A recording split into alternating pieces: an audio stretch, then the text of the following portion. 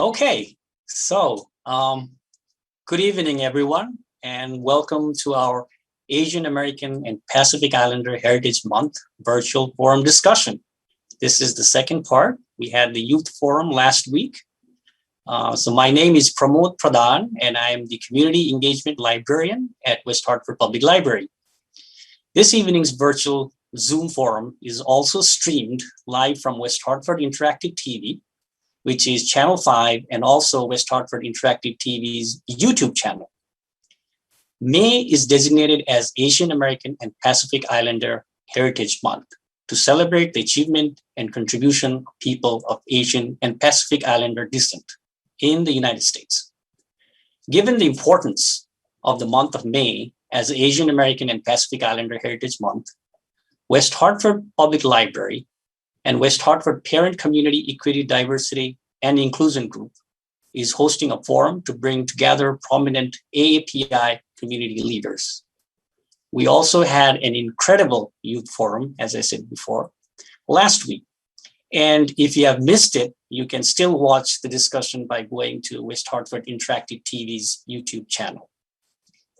The month of May was chosen to celebrate AAPI Heritage Month for two reasons. First, to commemorate the immigration of the first Japanese to the United States, a young fisherman named Manjiro, who arrived May 7, 1843.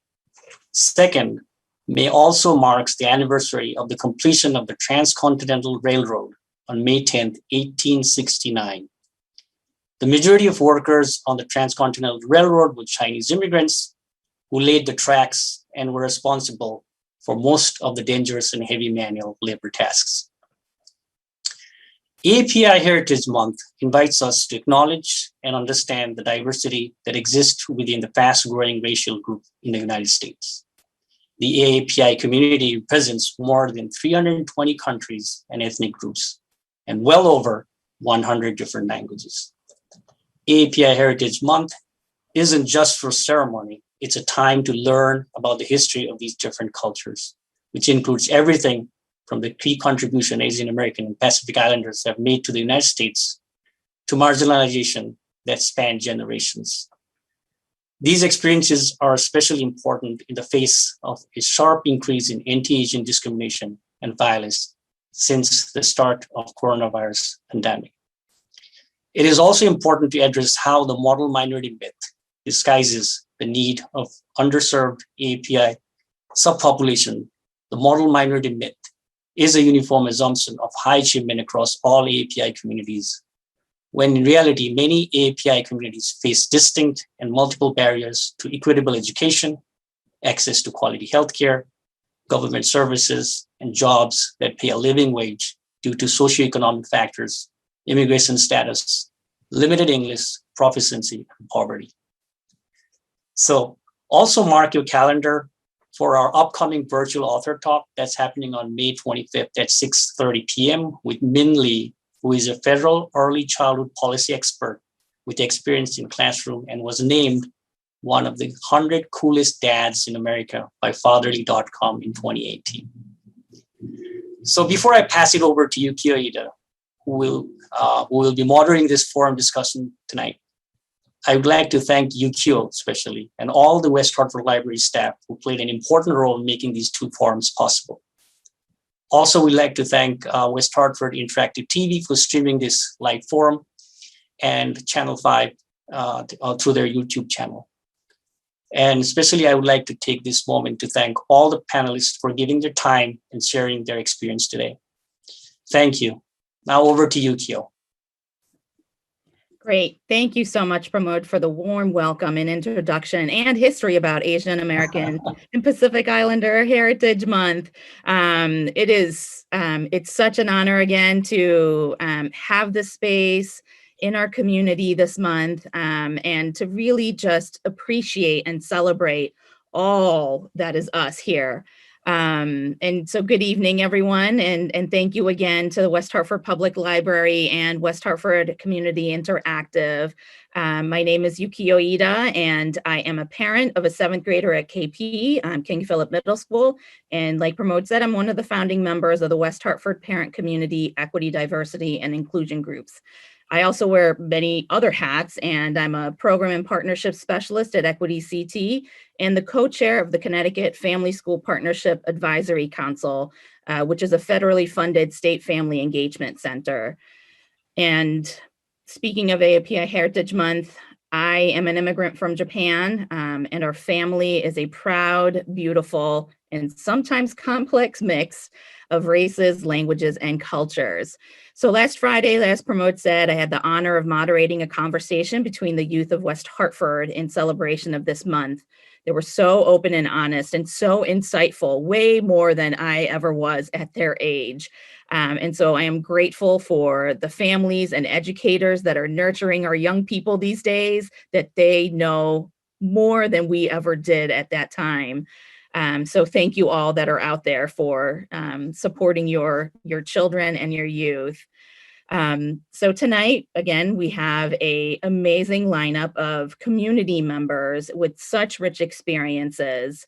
And they are, so open and willing to share their stories tonight.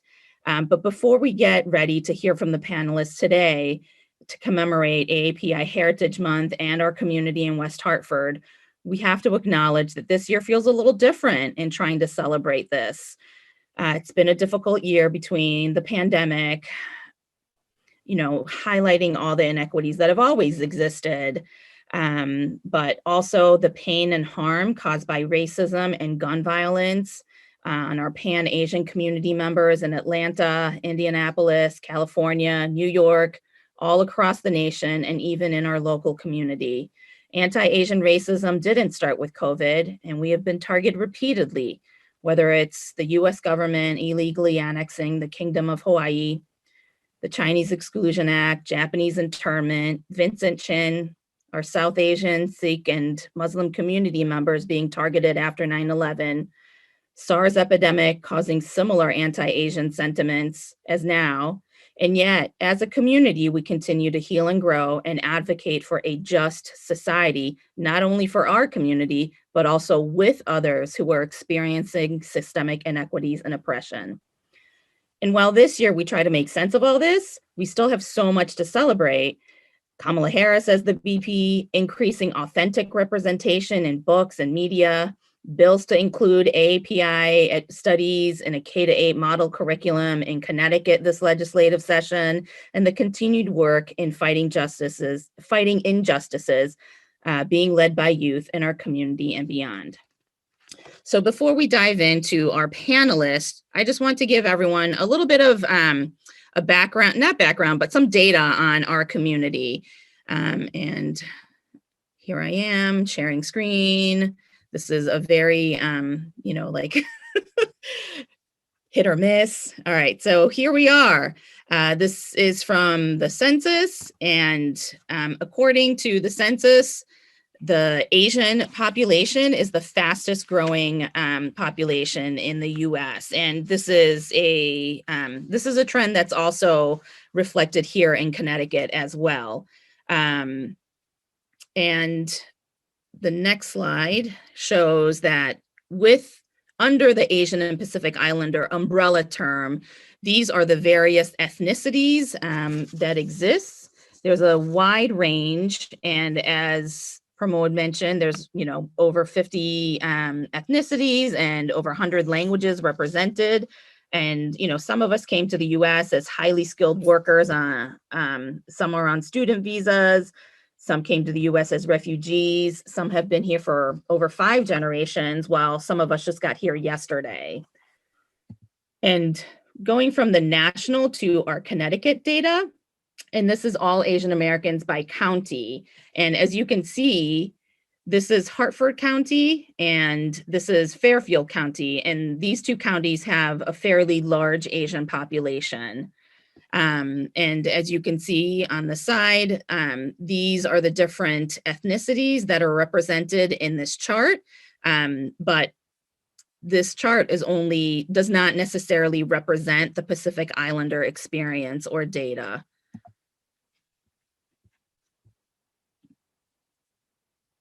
And this is in our Hartford County, the breakdown of ethnicities and just the different numbers here. So Asian Indian is the largest in Hartford County, Chinese, Vietnamese, Korean, Filipino, Pakistani, Laotian. And as you can see from all these charts, there is no one Asian or Pacific Islander American history, identity, or experience. We are a very diverse group of people in this category. And it's not just the ethnicity, but, you know, experiences coming here.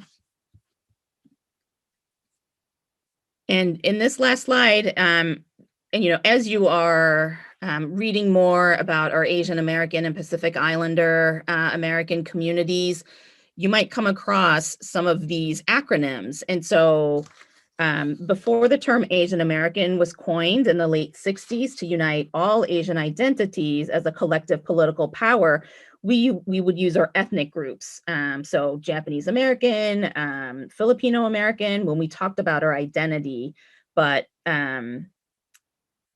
labels and acronyms are problematically complex, as you saw from the chart beforehand, and that there is no one identity that really unites us. But you know, these umbrella labels have shifted in various ways to point out our various experiences. And so some of the things you might see in writing or, you know, people talk about, APIA, Asian Pacific Islander American, AAPI, Asian American and Pacific Islander, which the government uses, the federal government uses for the most part. There's also NHPI, which is the Asian American Native Hawaiian Pacific Islander. And if you look at history, the Native Hawaiian experience more aligns with some of the indigenous experience and Native American experience here. APIDA to signify the Asian Pacific Islander Desi American, the Indian diaspora, APISA, Asian Pacific Islander, South Asian American. So I'm sure there's other acronyms out there, but some of these are the ones that you might most likely come across these days. So with all that in mind, I would like to shift over to our panelists. I'm going to stop share. And we have 5 panelists tonight. Jason Chang is the Director of Asian and Asian American Studies Institute at UConn, and he is also a member of the West Hartford Board of Education. Mike Keogh is an award-winning wedding and family photographer, founded the I Am Not a Virus campaign, also an activist in residence at UConn's Asian and Asian American Studies Institute, while juggling 2 young kids, one who had an injury, had to go to the doctor, juggling all of that. And Mike and Jason are also behind the team at Make Us Visible CT, who is trying to get the AAPI curriculum, the model curriculum, passed through legislation this year. Next is Tiffany Nguyen, and she's the owner of Pho 135 in West Hartford, as well as the State Farm Agency in Berlin. So business owner, 2 businesses. And next is Ramona Pachelski-Peretti, who is an English teacher at Conard High School. And as many of the students from last week's panel shouted out loud and clear, she is an amazing educator and mentor in our community. And last but not least is Malvika Vidvans, and she is a longtime volunteer and past president for Sneha Inc., which is a nonprofit based in West Hartford. It's a support group for South Asian women and families, mainly for survivors of domestic violence, and also helps with other issues that come with acculturation in a new country. So please give a warm welcome to our fabulous and diverse group of community leaders in West Hartford. And so, yeah, let's just get into it. And my first question is a very simple question, but has many complex answers. And so my first question is, how do you identify? Is a big one for a 4-word question. Malvika, did you want to start? Well, I identify, I guess, my nationality would be Indian American and a woman. So the pronouns I use is she and her. Right. Is that enough? Sure. Yeah, it's however you identify. And there are so many ways that we identify. All right. Jason? Sorry, it's always hard to find the mute button when you need it. So first of all, thank you, Yukio, for organizing this, and for all the folks in the West Hartford Library and at the West Hartford communications. This is just a tremendous way to have a public conversation about our community. So really grateful for the opportunity and to see all of you, even though like we can't do this in person. It's great to be in community with y'all. So in some ways, I identify individually, but I also really, I really love connection, and so, family for me has always been kind of distant because I grew up in Indiana. My closest relatives lived in Minnesota. So it was, so family was sort of what you made it. And so, but I identify as a mixed race Asian American, and cis, male. So I use he, him, and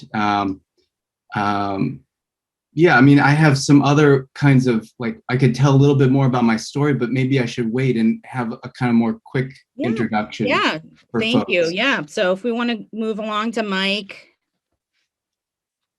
And this is, again, this is a very casual conversation. Anytime anyone wants to chime in, it's totally fine. And for the attendees, if you have any questions, I forgot to mention beforehand, I'm so sorry, that there's a Q&A option. So anytime you have questions, feel free to throw it in there, and we will try to get to it at the end. So please, anytime you have a question, just type it in the Q&A. Thank you. All right, Mike. Thank you, Yukio, and thank you to the West Hartford Library and I think the EDI group that put this together. That's amazing. I identify as Cambodian American and Southeast Asian American. I felt like growing up that the Hmong minority missed me and my friends because we were working class immigrant, like children from refugees. I also identify as a West Hartford native. This has been my family's home since 1982. There are like 4 or 5 generations of us in town. So there's a special pride that comes with being in the place I grew up, having my children here. My family's like 2 miles any way I drive, I could be at a family member's house. So, yeah. That's great. Thank you. Yeah, I know having local family is great, and having such roots here must be so special. Tiffany? Thank you, Yukio. I feel very honored to got invited by Pramal to this discussions or to celebrate the month of May for the AAPI Heritage. You are wonderful individuals as I'm sitting here listening to you all. So I feel very honored to be part of this. And thank you for everyone that put this together to make this happen. I identify myself over the years. I kind of feel that I progressed as a person. And now if you ask me, I'm an entrepreneur, and I'm trying to basically mentor and encourage the young adults these days to kind of work toward what they want and what they dream and ambitious about, and just kind of work at their goals. I'm a Vietnamese American. I settled in the United States in West Hartford, 1994. And my parents' house is still in Elmwood. As of today, I move around town. I do live in Farmington, but I'm on the border of West Hartford, right where West Hartford Center is. And right now I own a business in West Hartford as well. Feel like I'm kind of back to my root. Doesn't matter where I go. And West Hartford is a very diverse city, I would say. As I'm owning a business in town now, I feel that I have such a tremendous amount of support from all directions, and that's how it lead me to you guys, to this group. So thank you. That's all I have for Thank you. introduce myself. Yeah. And, it's great that you are all such leaders in your sectors and, as educators or as nonprofit. And I think just with the eye for how do we, right, nurture our youth and how do we try to, leave this world a better place than we came in. And so Ramona, as an educator, you identify as many things. I do. So I'm actually biracial. So depending on when you had asked me this question, I probably would have identified different ways because a little bit like Jason, I grew up in a very kind of isolated area. I think I was one of 3 people of Asian descent in the whole town, and I was related to some of them. And so I really, much like my mother was a refugee from the Vietnam War. And so it also struck me with what both Jason and Mike had mentioned. We didn't have family. And part of the aspect of being a refugee is we had family that got left behind. And we had family that we never met and that never came over. And so our family is very small and they're separated. And so my mother really was learning and growing up very isolated. I grew up very isolated, and I really I think identified much more as white when I was younger, to be honest, because it was easier. It was easier to just blend and assimilate. And now in my 45th year, I definitively identify as a Vietnamese American, as biracial, as she and her, but that has come to age and with acceptance. And with my kids, I'll be honest, my kids, like my own children, but also my students at school, having, as Tiffany had mentioned, and a couple others, it's a really diverse community. And so it was the first time, I think some of the kids had mentioned, I was the first Asian American teacher they'd had. It was the first time I had Asian students in a class with me, which it helped me to identify. Yeah, I feel like I have such a similar path to you that, again, depending on when you would have asked me how I identified, that is definitely, and as a former educator, teaching in a town that had a large Asian population, it was the students that really helped me see that it's okay to be proud of who you are. And our youth are always so much more smarter, I feel like. And, now that some of you are parents, right? And how are you passing on some of this identity and some of your culture, your food, your, sense of belonging to a group? And it's a complex thing, right? Because some of us, like you said, grew up in a not, you didn't grow up with your people. So then how do you try to pass that along and be proud to share that with your children? And, feel free, anyone can jump in. So growing up, my mom always told me to be proud of who we are as Cambodians, but there was nothing to anchor myself into that idea of what it meant to be proud of myself or to stand up for what it was. And for my children, it's having these conversations about being brown. As a Cambodian American, there are so many times where, anti-Blackness affects all of our communities, right? And as Cambodian Americans, the color of our skin, our shade, wasn't always loved. So it's telling my sons that they're beautiful when they are tanned and they're running around topless in the backyard, and it's through food. We cook a lot of ethnic meals. My grandmother raised me. My parents were always working. So it's through these culturally relevant foods and allowing themselves to understand how it's made and how long that history has been there and how it's gotten to them. It's these are certain things that I try to instill into my children to let them kind of be more comfortable being a dark-skinned Asian American, right? And I think that's something that self-love is helpful for them, and seeing representations in books. So we pick up a lot of books with Asian American representations all across the board. But I have a soft spot for authors like Kalia Yang from like the most beautiful thing in the world is this book that like I made my son read the last page because I was about to cry, you know? So it's like having these representation, having them understand, because oftentimes our parents, because of war, because of trauma, things are just are. They just, it just exists because it does. There's no backstory to it. So that's why, like, when you have a generation now that are getting married, having tea ceremonies or doing special traditions, they don't know why they're doing it, and they're kind of upset that they have to do a 2-day wedding because planning a 1-day wedding is stressful enough. So it's providing my sons that kind of bridge to understand why these things are meaningful. Yeah. Great, thank you. I know, and the representation in books now is so amazing. Even in like the last 5 years, the explosion of, you know, not just the large Asian American, but like these very specific, you know, like authors that write about like a refugee experience or write about, you know, like the internment experience. So it's great. And thank you for sharing about the food and trying to anchor yourself. And while our families are, you know, the parents are in survival mode, now we can start to thrive a little bit. So yeah, thank you, Ramona.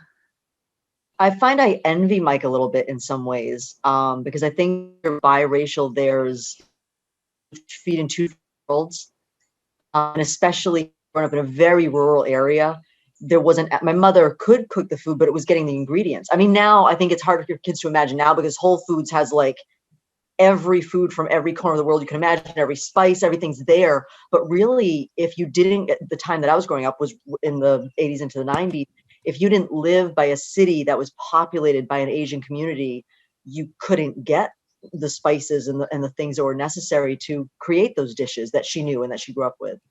In addition to that, my father, who adored my mother, was American. He really liked the food, was unfamiliar to him, and him. And so she assimilated and learned how to eat the things his mother made. And so my little Vietnamese mother made wonderful guamkis and made wonderful pasta spaghetti. Like, and that's what I grew up with though too. I don't think I really didn't start eating Vietnamese food until later in life when we saw relatives who lived in areas that had it more. And so by the same token, the same thing happened with traditions. There were a lot of, you couldn't get lanterns, you couldn't get like the things that you would have done. And plus, you just work to blend. We can't hide this. We can't, and again, Mike seemed to be a little bit more surrounded by this larger population. It was really just me and my mom who like mirrored each other. And so we did Christmas and we did I didn't know about Lunar New Year until I think I was in my late teens, because she didn't do it. I think it also, it's a separate conversation, but it was painful for her. There were ties, excuse me. I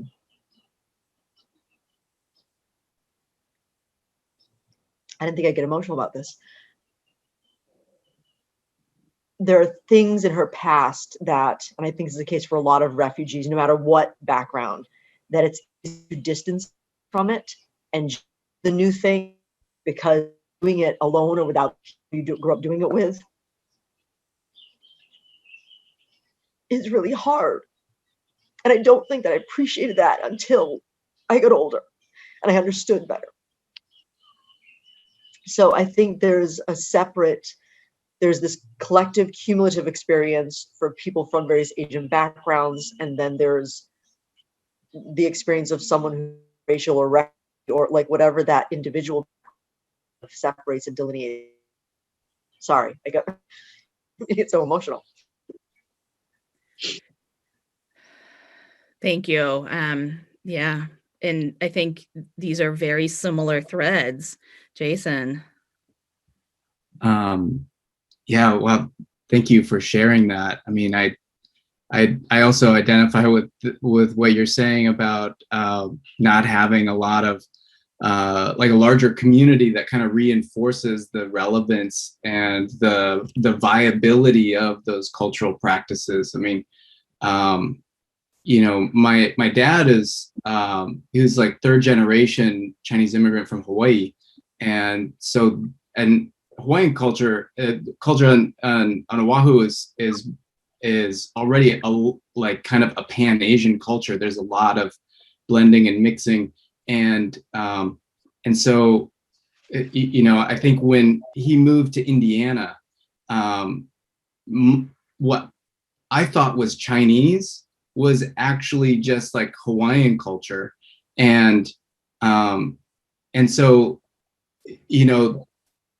when I would interact with other people who were actually Chinese, who were like from China, like the stuff that we were practicing, what we had was like totally unrecognizable to them, and I think going to what you said about the painful experiences about like trying to do that, because going from a big family and being surrounded by this to being the only family in the Midwest where you didn't have connection to those things, that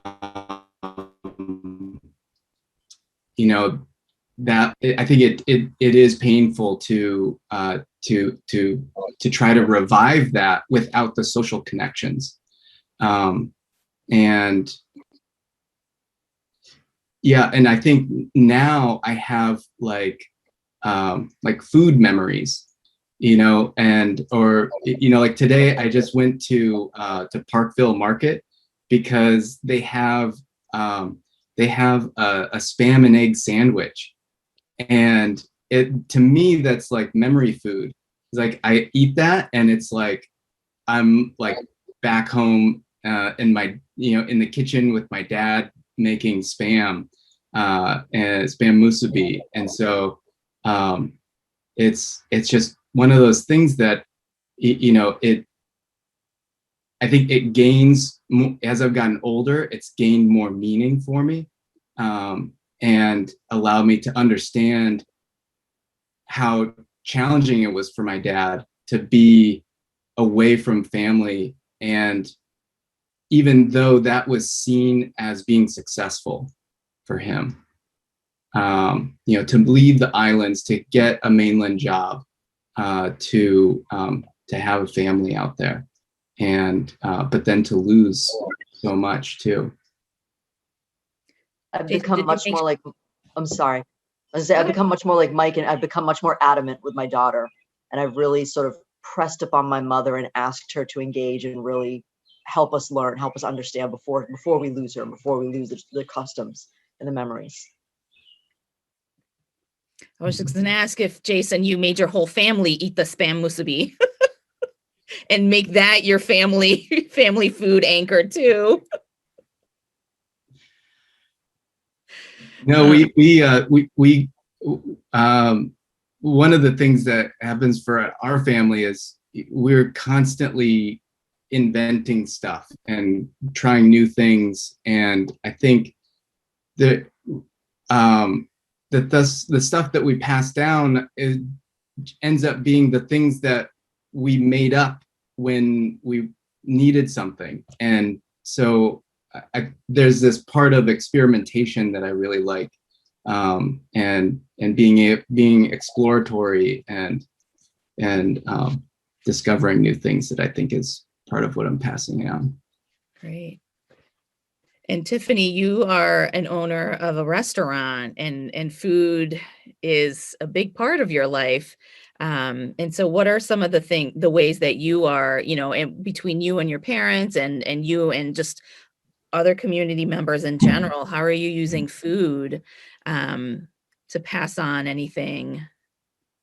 Well, I'll share with you all sort of like a history of why I'm a restaurant owner now. So my family, they migrated from Vietnam way back, even right at the time during the Vietnam War.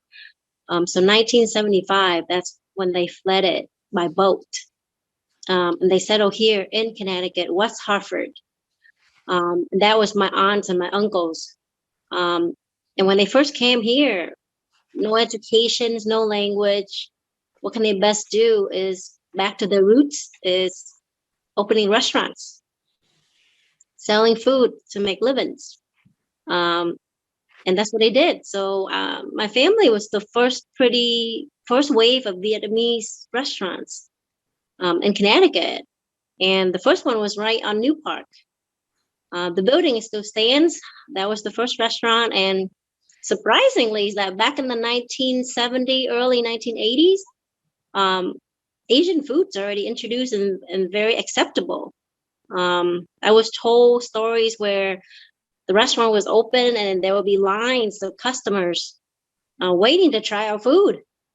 And I can see that over the years, the food is like music, doesn't matter the language, the culture. It's always somehow connect, doesn't matter where you're from. And I feel food is that way. And then as I migrated in 1994, I help out at the restaurants. So my family owns multiple restaurants, my aunts and uncles, and I help out managing them, waitressing. And I always have that entrepreneur sort of like business own sort of in me as a blood thing, I think. So when I graduated from UConn, worked for an insurance agent, went into insurance. We would think, right? The first thing you might think, I'll own a restaurant, but I went into insurance. And all my aunts and uncle that used to run restaurants, they retired. So they retired from their restaurants. And they were like, they're missing the restaurant business, but they're too old to sort of run the business.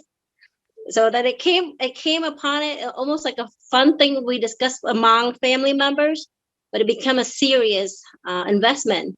So I said, I'll open it if you all contribute helping. So they part of it now too in helping me. So my aunts and uncle, my mom, still helping in the kitchen.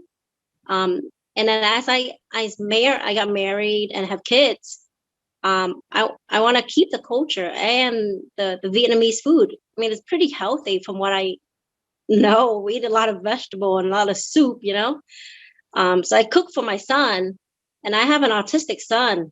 So you can imagine disability child. They're very difficult at food choice. He has limited food choice with allergies. So it's kind of forced me to get back into cooking. And that's what the idea of owning the restaurant comes out. But I feel that, right now, my restaurant has such a diverse group of customers, and they're all enjoying the food and they're trying to understand it, exploring it. I have Vietnamese young adults who were born here in America, and this might be the first year they eat pho, Vietnamese noodle soup, and they loved it. So it's surprisingly that food is always connected. I feel like it's always going to be that way. Yeah, and I love that food has been such a thread in everyone's experiences and trying to have things passed down to them and pass it on to the kids. And Malvika, do you have similar stories, or are there other ways that you're trying to share your heritage and your culture with your kids? Or Yeah, so my story is a little different from all of y'all. I was, I guess, fully grown and minted as an Indian. By the time I came here, I was 28. My daughter was 9 months old. So I think for me, getting them involved in the culture was my main thing. We landed up in New Orleans in the beginning, and I was the only Indian person, brown person in the place that I lived in. But I think my kids actually grew up in Connecticut. We moved very quickly to Connecticut, although we like New Orleans a lot. But for professional reasons, career, we moved to Connecticut. And I was in a small town. My daughter went to kindergarten school there. It was a really small town. This was like 29 years ago. She was the only brown kid in the whole school. It was just kindergarten to second grade. So it was a small school. So she started thinking that she's Native American. That's when I thought, oh, she doesn't know who she is. She was, I think around Thanksgiving, she told her teacher that her name literally means east in the Indian language. So it's like a new day. So she told her teacher that her name is Rising Sun, and she is Native. So, and that was the same similar time when Pocahontas had come out also. So I said, oh, I need to, this is not going in the right direction. So I looked out for cultural groups and made friends. I went to the temple. I'm not particularly religious, but I thought that, growing up in India, we just imbibed the culture and religion without realizing it. But I think over here, I realize I have to make a special effort for the kids to actually understand their culture. So we joined cultural groups. There is a Hindu heritage camp that happens in New York, upstate New York. So I enrolled my kids there. Initially, they went very reluctantly, but I think they made really good friends, and they understood their religion, their culture more than their religion. I think they met other kids who looked like them, and they would have other groups. They would have like group sessions where apparently the kids talked very freely about their experiences growing up in the US. And I think that helped them a lot. So they started looking forward to those trips. And I think the teachers who taught them were also like them. It was run by 22-year-olds, mainly by college kids. So there weren't any Indian aunts and aunties or uncles teaching them. They were their peers who taught them. So I think they liked that a lot. And now my daughter and my son tell me that was one of the good things that they did. They're very westernized. They don't watch too many Bollywood movies or, like many of their other Indian friends do. But I think the main thing is it helped them form their identity. They were confused, I think, as to who they are, where they come from. High school can be very confusing because they're trying to fit in the mainstream culture.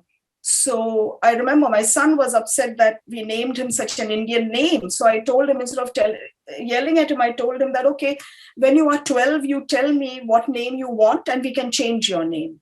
But by the time he was 12, I think he said, I can't think of any good names, so I'm fine with my name. So I think we had to use things like that. Food was a big deal. Celebrating festivals together was also a big deal. And at that time, there weren't as many Indians as there are now. And also, India is a big country. So though we met a lot of Indians, you had to gel with certain groups who thought similarly like you do. And I think that took a while, but we found an extended family. I did not have any family when I came to the US, and I still have very few first cousins. I think none of my family really was interested in moving. I was a reluctant mover also. I think my husband decided he wanted to come to the US. So that's why I came, but I wasn't very keen on doing that, mainly because of family. I still don't have any family here, but these people have become our extended family, and I think they've learned to celebrate their festivals. I hope it continues. I don't know how long it would, but yeah.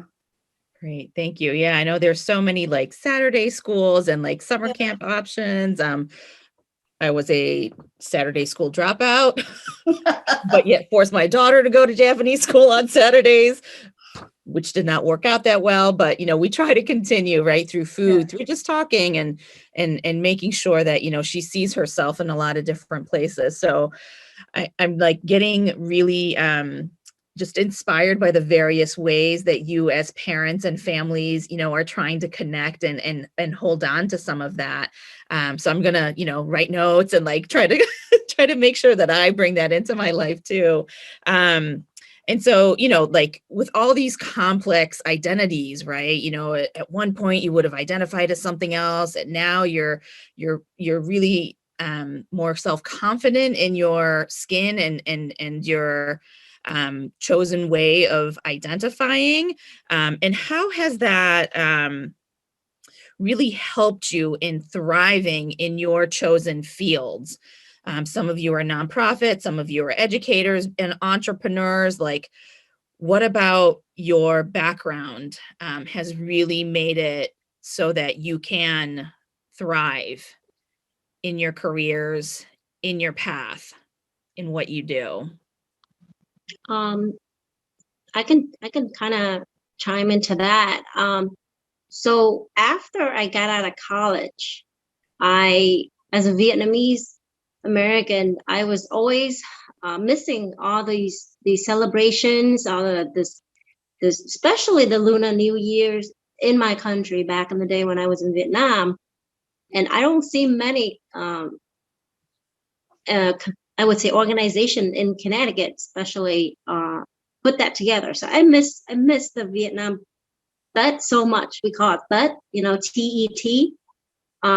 So I reach out to this, because when I was young in high school, I used to attend these huge Lunar New Year celebrations here in Connecticut, and they hosted at like a high school auditorium or the gym, and all of a sudden it's dismissed. Like I don't get to see them anymore. So I reach out to this non-profit organization that used to organize those kind of events, and I said, "What happened?" And the previous, like a former president, told me that back in the day in the 1970s, when family fled the country to the U.S., they lacked of sort of family. They lack of the traditions, they lack of the culture, they lack of the language and all that. They were more into community. They were focusing more on community. And so when they organize an event like that, they got help from people that volunteer. They got people who attending the event. I remember a ticket used to be $5. No alcohol, just water and sodas. And we're sitting on the floor. And the whole gym is just filled with thousands of people, right? And I said, what happened to that? And he said, as time goes on, more family comes over to the United States. And now those individuals that used to come to the community, used to contribute to the community, they're now focusing more into their family, right? And so they got no time, or their time become very, very busy occupying, getting married, raising their children, trying to establish their family. And so the lacking of the community is kind of make that organization lacking help in putting these events together. And so I feel as a person that I always wanted to retain the traditional of it. I kind of stirred up the pot again, and I said, let's do this again. Let's try to pull them back, because now they established.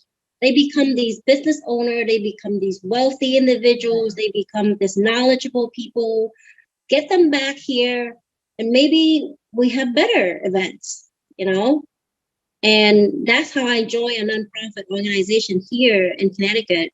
And the name of that organization is VMAC. And we made a lot of big things. We bring back the culture. We decorate. We rent these big hall where we decorate the hall with all these traditional Vietnamese when the Lunar New Year's, and then we pick a few like important Vietnamese holidays back in the day when we celebrate in Vietnam, and we organize them, and that's food related too. We sell food. Yeah.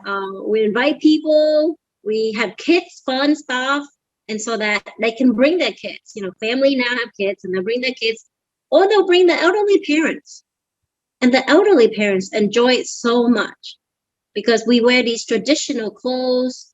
We do all these traditional songs, and the food. In New Year we eat these sticky rice where it wrapped like the earth, and it wrapped like it's bring back a lot of stories, and it's continue now, and you can see now that I feel that Vietnamese or Asians, I would say, culture is all around the world. You see advertising on Facebook. You see when holiday comes up, especially the Lunar New Year, all different kind of culture, celebrate a different way, and they have events. And I feel like the young generation, though they might not understand the roots of it much, they do enjoy the event itself with all the traditional things that going on, and the food. So as an individual, I think I influence that because I have the voice, and feel like I'm the center of influence. I try to pull people from all directions, and that's a really benefit thing. Yeah. I feel that I can contribute to it.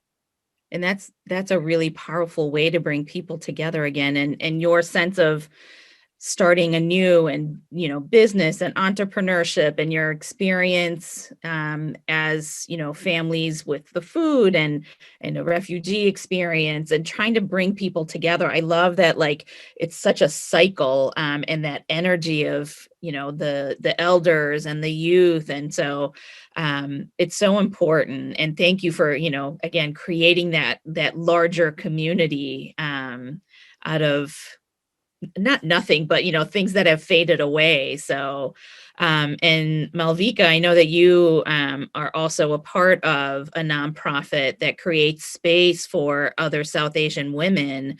And how has that been for you? Oh, yeah, I volunteer for Sneha, and that has been really life-changing for me, because I always wanted to help people, and I myself had been through certain situations. And so when I saw this group, and I moved to Farmington, they had an India week in the library, and there was this group of women that came to discuss. It was all about Indian culture, but they discussed women in Indian literature. And I thought, oh, this is so good, and that was Sneha. So since then, since 2000, I joined Sneha and have volunteered for it.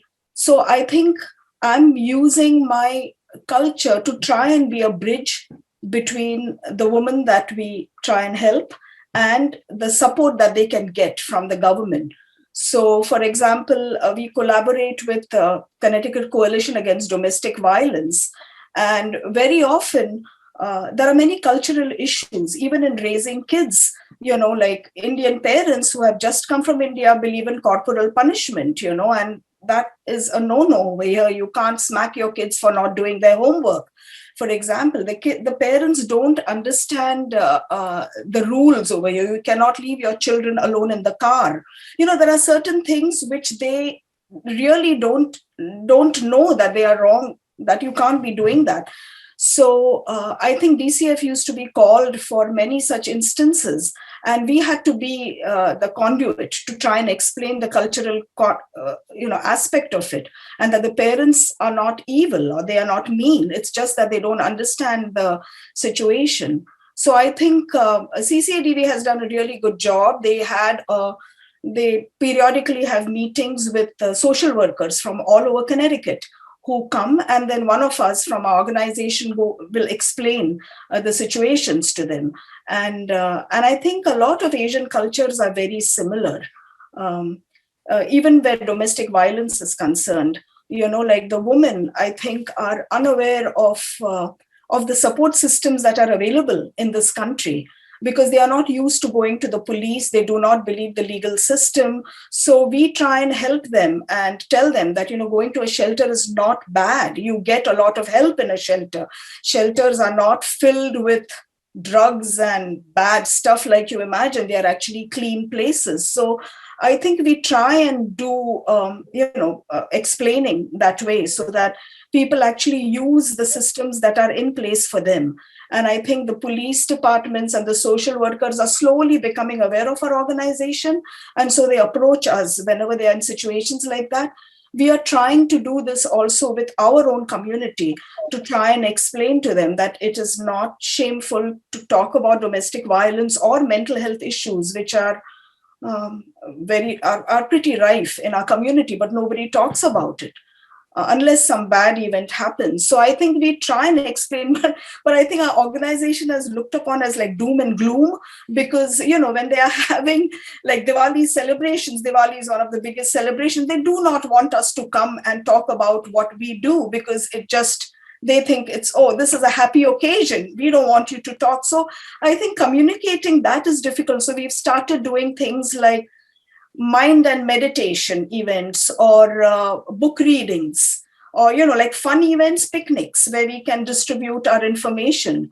So I think, because I understand the South Asian culture, and fortunately I can speak English well, so I think I try and use those skills to help our organization grow bigger and help more people as we go by.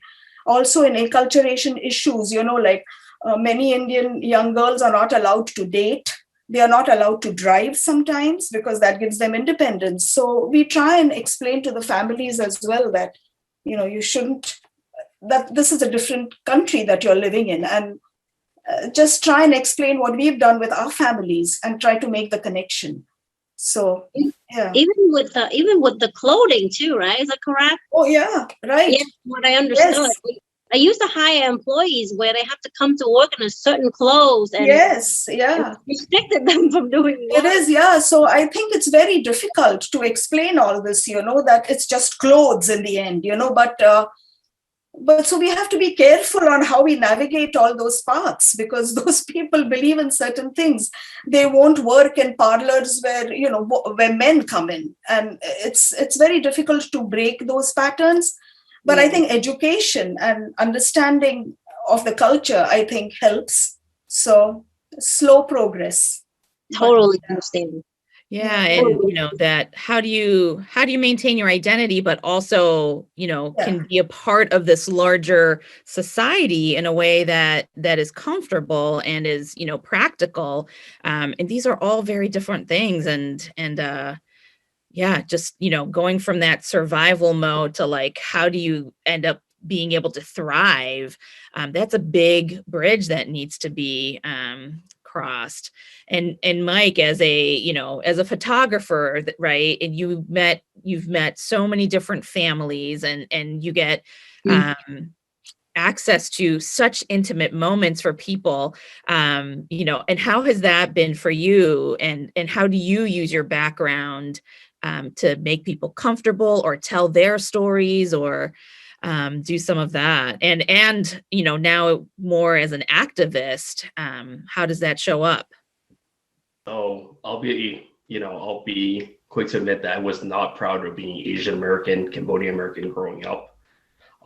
This conversation is bringing up so much right now. I love Tet. I remember going there at 16 and buying like my friends are Vietnamese, the pickled fermented papaya. That was like my favorite thing, and you can buy for like $3 at Tet in East Hartford.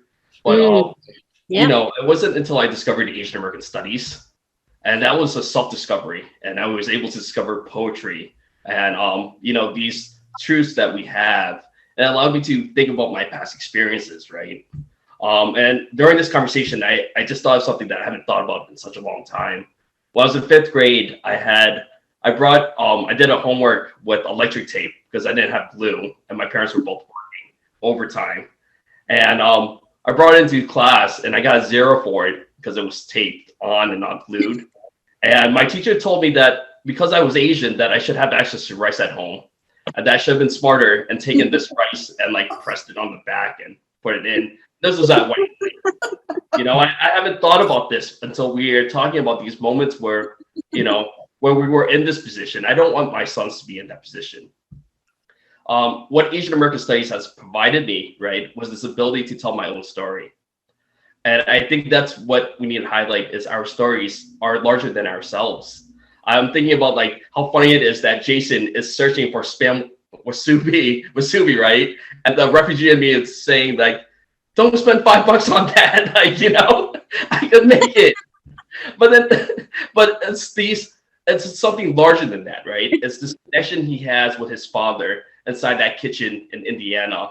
For me, it's crabbing with my father on Rocky Neck because we use the crabs. So it's being out in the sun where it's beating down on our backs and we're pulling it up, and seeing that tattoo of like the Buddhist script there on his arm. Like I remember that so vividly because it was such a great moment for me. There are other people that are not Asian American that may be white, but they shun clans with their fathers. They go fishing with their fathers, or with their family. But it's that cohesive, like that expression of love that we all each carry with us. But being able to tell my own story because of Asian American studies allowed me not to be ashamed of who I was, but to be proud and to conceptualize why my life came out a certain way. So these moments come out in family photos, and I had to say, like, I hate getting my family photos taken because like I hate getting my boys ready. It takes forever just to get them in, and then you have to bring outfit changes, and it's it was a lot. As a photographer, it's a lot. But I love having it on the wall. I love those intimate moments where I can see my family or the families that I'm photographing on the wall, where they look at it and there's a sense of proud. There's a feeling of being proud about seeing your child on the wall or seeing your family on the wall. But that sense only comes out with your values. So with me, I'm able to have these conversations on values, on traditions, on cultural norms, and like what the families do. And it's because I'm able to relate to them using my own Asian American experience. So I think that kind of like what my background has allowed me to do was to connect these larger narratives between different communities, because we've all felt shame at one point. We've all felt like immense loss, hardship. Like when Ramona was talking about like not having access to, it's almost like two deaths, right? My grandmother faced she had exile. She was exiled. She lost family members. I can't imagine how alone my grandmother felt, right? And the ability for her to walk around in West Hartford to these Asian supermarkets. There are Vietnamese stores on Park Road growing up, and on Park Street. And there was also a Thai store there. So having her be able to walk around to communicate, because my grandmother was I forgot the name for it, polyglot, for her to be able to communicate with people, to walk around, that sense of agency, it's stripped away. And when you find it, you feel so empowered, right? You just feel empowered. You feel like you can connect to someone else that may be feeling that same way, where they don't have that agency or they don't have that support, And I think that's what my upbringing has allowed me to do, is connect, and it's through understanding myself. Yeah, there's so much that unless we know who we are, the way we can't fully interact with people in a really authentic way, right? If we don't know who we are. And I'm just so glad that you came across Asian American Studies, which is rare, right? And so that's why you and Jason, you're pushing for this curriculum to happen, and just having that opportunity to really understand our histories, to really understand who we are, can only make us better in our community. So, and I love that you use that as the anchor to speak with, and highlight the families that you take portraits of. Jason. I wanted just to connect some of the dots here, because in my mind, when I'm listening to Malavika talk about her work, I can't help but think how important the kind of cultural, historical, and political background of Asian American migration to Connecticut is to the livelihoods of people. And as they face different challenges and they interact with other institutions in the state, like there are resources for them that that are invisible to them because of the way that they're perceived. And so, like this is when we think about education and the benefit to the student. But really, this the impact is so much wider than just the individual, in terms of helping families navigate things, making widening access to resources, diminishing the power of stereotypes over people's imaginations. I could talk. The list goes on why this is such an important thing. But for me, like I'm a professor of Asian American Studies now, and I didn't find Asian American Studies until I got to graduate school. I was really confused as a kid, and like there was being mixed. People thought I was adopted all of the time, and so I also tried to like hide my middle name, which is Oliver, because that kind of gave away something about me that just generated more questions, and so like in Indiana, when I would tell people that my dad was Chinese and my mom is white, and they're like, Chinese, and they're like, you don't look Chinese, and then they said, well, and I thought, well, maybe they meant that my dad was from Hawaii. So I was like, well, my dad's from Hawaii. And then they'd say, well, it's cooler if you say you're from Hawaii than if you say you're Chinese. And so that was like, okay, I guess I'm from Hawaii. And then when I'd go to Hawaii, people would think I was a local until I opened my mouth. And then they would be like, you're not from here, right? And so nothing really was certain for me as a kid. But I woke up to the world in college in Arizona. And that's when I discovered Chicano studies and Mexican American studies. And that connected me to a whole other set of people who were feeling very similar things to me. And so in some ways, it was not like the certitude of kind of like a strong cultural kind of connection, but it was actually the experience of being lost that connected me to other people.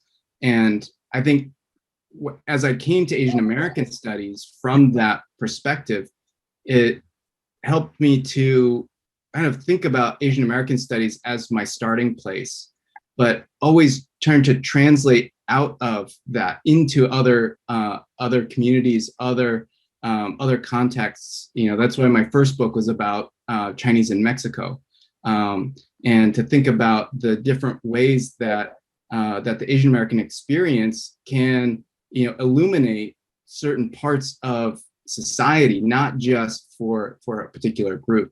And so, you know, there's a part of being Asian American that I think is, for me, it's always about asking the question, what is Asian American?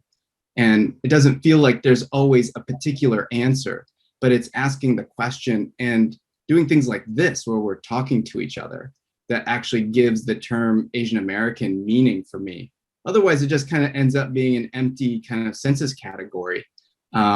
And I think it's only when we kind of understand our shared stories that the term Asian American gains some meaning. And as you say, you know, like having a sense of yourself really allows you to share that journey with other folks who are on the same, maybe parallel path. Thank you. Yeah. And Ramona, as you know, I think West Hartford only has about 2% Asian teachers in the district as a whole. And you know, as a district that has a Chinese language program, you know, I can only imagine how many of that 2% is in the world language department. And I wonder, you know, how many of you are out there in the other departments, right? And I know that the students last week said, you know, like, she is, you know, K-12, my first ever teacher that looked like me, that had experiences like me.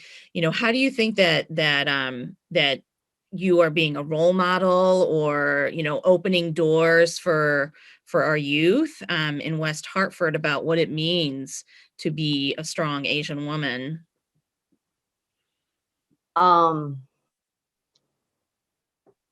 I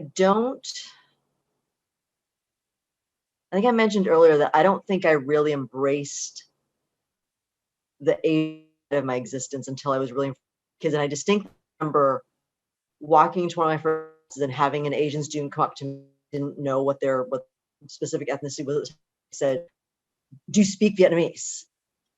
And I happened to not. My mother came over to America in 1975, and because she was isolated up in Spencer and Leominster, Massachusetts, she didn't have language with, and so she was trying to learn English at the same time. So we really, like, I learned to talk, she was learning the language. And by default, she lost a little bit of her language for a while. She has gained it back. She spends more time. The internet has been wonderful for that, talking with her family. But and I said, no, I said, I don't speak. And they were so crestfallen. They were so disappointed. And so I kind of felt this debt to them. Okay, I failed them up front. So I, like, how else can I connect with a student? How can I make them feel welcome? How can I help them see that even though I don't speak the language, there's still some similarities for us? And I think that kind of a path going forward, making sure that, and not just for my Asian students, but for every student, that their experience in the classroom was better than mine was growing up. Because I'll be completely honest, had you told me when I was in high school that I was going to be a high school English teacher, I would have told you were insane. I didn't, I was a good student. And I think some of that is, thank you. You're awesome. Outside is getting cold. Tea. I did well. In reflection later. Oh no, Ramona. It's you're just like, okay, like whatever. They just but anyway, I really wanted the experience to be different. And so when I first went to education, it was more, I loved English. I was originally at WPI as a biotech major because I wanted to go in the science world, and I wanted to make good on the fact that my mother had come to this country and left everything behind. And the trope is that, like, if you're Asian, that you go and become a doctor, and I'd never seen anyone that looked like me. So it never occurred to me in education, which is, I think that's one thing that I do bring to the table, is some kids, and not just Asian kids, any kid of color, to see a person of color at the front of the room who has a background where their parents didn't speak the language. We have those conversations about being the interpreter for your family, about being in a family situation where everyone's speaking a different language and you don't know what's being, you're kind of awestruck. And so I get to be a representation for them of possibilities, of other options, other ideas. And I know, and think about what Malavika was talking about, I know that I walk fine lines sometimes, especially with my female students. I have students who come in from Pakistan and from India and from Vietnam and from Nepal, and there are different cultural elements. There are different beliefs and expectations as far as mental health and sexual knowledge and independence and financial independence and where they'll go. Know that sometimes as a student, I may have to also have a conversation with a parent. I'll have to defend choices, but I think that even for a parent, seeing me in the role that I get to do every day, and seeing what I'm working, my work, and really helps to at least open a door to conversation.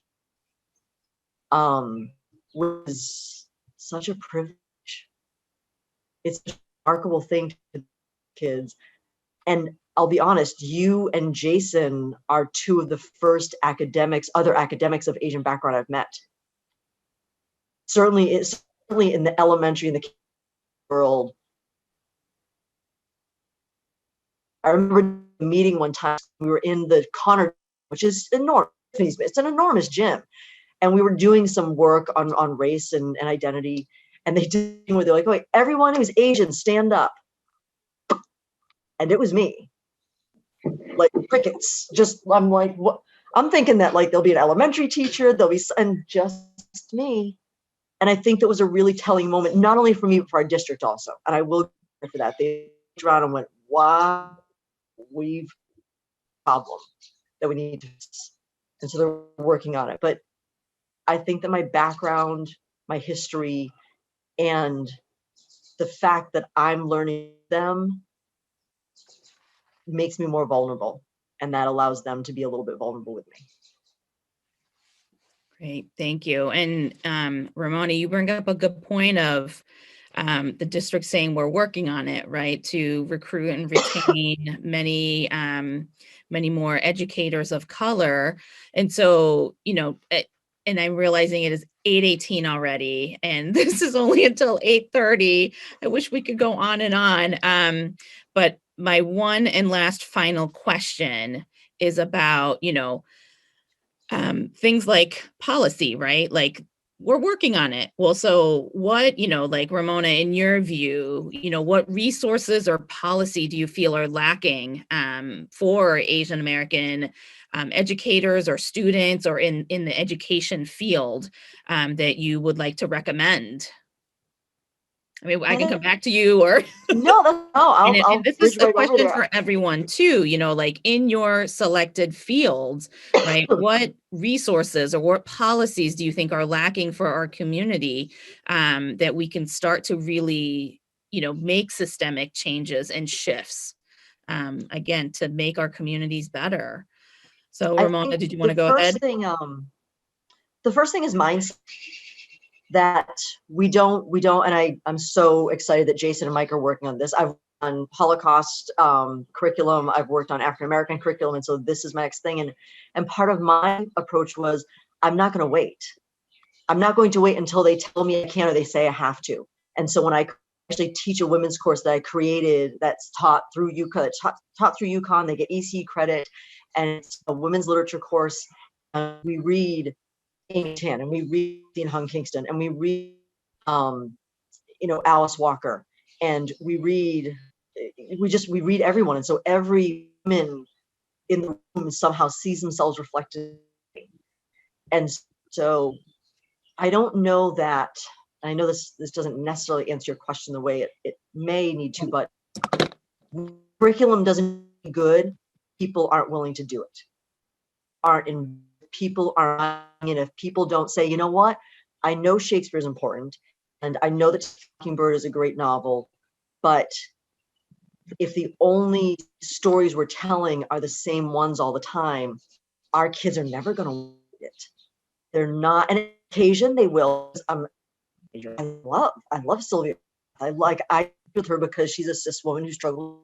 There's things that I connect to, but there needs to be a rotation of texts, and it can't all be traumatic. They were just talking about this today with not Asian American, but talking about Underground Railroad, that there's this entire genre, everything is trauma. It's the root story, and they're done beautifully, and there should be told. But if the only thing people see themselves being victimized, that doesn't impact them, and it doesn't really bridge the conversation to racism and the struggle, because what it allows people to do is step back and go, well, I'm not doing that, so I'm not a terrible person. It doesn't address microaggressions, and it doesn't address the systemic issue of it. It doesn't address the lack of stories. And so we can create curriculum all we want. We can bring in teachers. Having teachers, though, it does help, because I think that's one of the number of things, is because kids see themselves reflected. Kids who have never had an Asian English teacher and are Latino or white or Black, again, they're seeing other people's stories. So it's not just the group that's reflected, it's the group that's not reflected. Seeing, okay, I see this person in a position of knowledge, and I see this person, if they're an academic, as an academic. I see an entrepreneur like Tiffany. I see a woman helping with domestic violence. They see people in these roles, and it's so different than the narrative we're used to hearing. And so having a curriculum is vital. Having people who are willing to buy in and be part of it is more vital, which Rosina Haskins is key in that role. She's really, if you know Rosina, like, she has been key in just wanting stories to be told, because kids love stories. Well, and I have to agree with getting people sort of like buy in, right? The interest, that part of it, of the participants. I mean, I've tried to involve in so many sort of like nonprofit organization. I'm more particularly connected with the Vietnamese community in Connecticut here, because I try to unite, because I feel like, in the Fairfield County, they might have a little thing of themselves, and in Hartford County, there's like a little thing of themselves. So why can't they just unite and they have one Vietnamese sort of like community? Because if you think of Vietnamese community population, you've heard of nails, right? When you think of nail salon, it's Vietnamese or Korean. Why can't we have like a nails association, or Vietnamese or Asian restaurant association to support the Asian business owners? Because we see that Asian and Pacific Islander, they own so many businesses, But you'd be so surprised when you start talking to these business owners, the minority business owners, they lack of the knowledge of really running a business. Some of them are running it in an old-fashioned way. They don't know Facebook, they don't know Instagram, Twitter, they don't know any of these technology stuff. So that's the challenge, that's of the buy-in. You talk about these things to them and they got fear. The first thing is fear.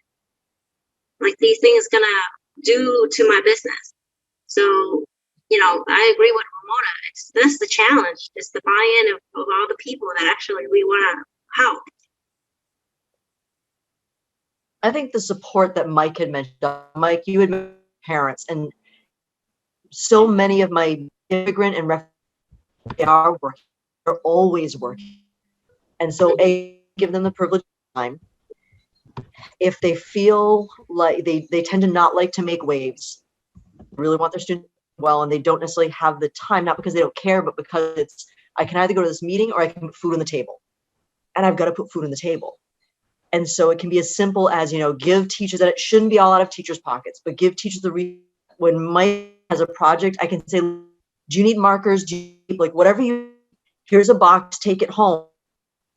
Know that your parents may have the time to do that to a child, but you may know, and they take it and they go.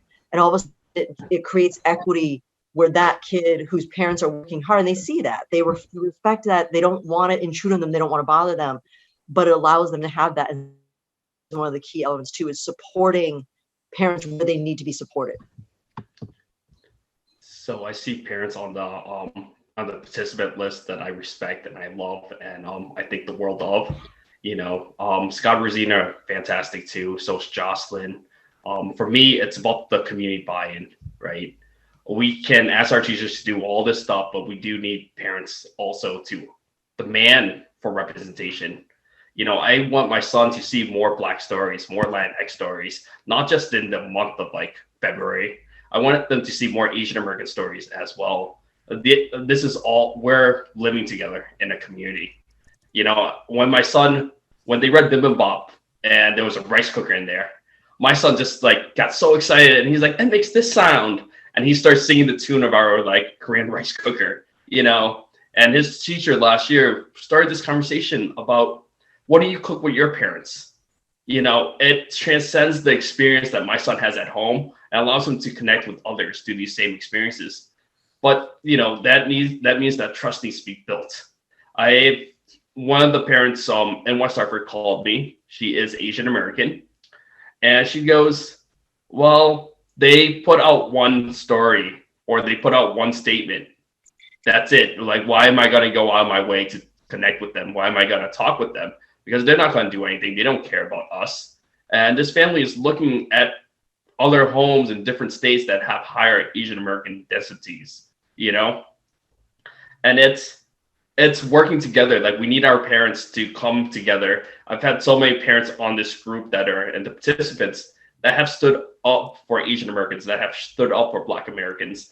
And it's, when you are feeling set, I was crying during Atlanta, and I was crying because these women reminded me of my own mother, working class immigrants that worked long hours, and it was nice to see the community come together, put in a rally by Mimi, have all these parents come out and support, where it's not just Asian Americans, but it's other people coming together and rallying for us. And this is why I'm so excited about Adrian's Juneteenth event next month. We need to show up for one another. We need to demand better from our schools.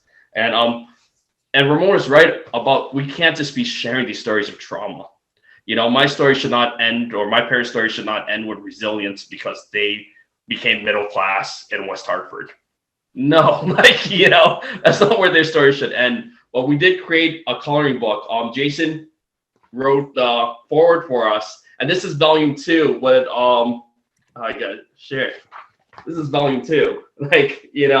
We have, there's more Asian American representation in there. It includes HAPA, LGBTQIA+, South Asian American, Southeast Asian. We have a Vietnamese American astronaut, a Cambodian American photographer. That's not myself. So it's having this legacy of us being change agents. And Yeah, like, you know, and I think this is where West Hartford needs to come together because, frankly speaking, there are members of my family and my friends that grew up in West Hartford that have moved outside of certain schools because they say that school is much more racist than this school, you know, and it's because our lived-in experiences tell us that Hall was not a comfortable place. So that's why, like, most of my family lives on the Conard side. And it's, you know, we need to address this because it should not be happening to my kid that's going to go to school 30 years after I do, you know, it just shouldn't. Yeah. Or any kid for that matter. There's definitely, you know, community coming together to support each other and amplifying different voices and trying to change these policies in place, right? Or the daily practices of a location or of a system. And so, you know, it's 8:30 already. There's so many more things that I want to ask you all, but just one word around AAPI joy. Just quick round. Okay, Jason. Spam musubi. Ramona. Storytelling. Tiffany. I say influence. Malvika. Representation, which I think I like talked about. And Mike. Bamboo shoots. Awesome. Thank you so much for being so open and so honest with your life experiences. And like I said, the last time with the youth, I mean, we are definitely more than the trauma and what has been done to us in the past. And, you know, and appreciate you all going through the cycle of like excitement, tears, you know, back to joy and, you know, questioning where we are in our lives. So thank you so much again, everyone, for joining us on a Friday night. And thank you so much for our panelists for being here too and sharing and being so vulnerable with yourselves. And Pramod, thank you for the library and West Hartford Interactive again for broadcasting this so that many others can watch at a different time, you know, not on a Friday night maybe, but so thank you again for hosting everyone.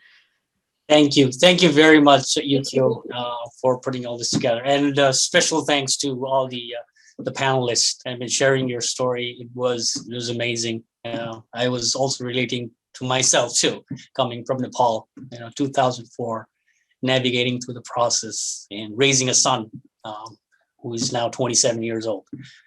So it was great. Thank you very much, everyone. And thank you for all the attendees who joined. And all right, good night. And you have a very wonderful weekend. It's going to be a wonderful weather. Thank you, everyone. Yuki, thank you. Bye. Thank you so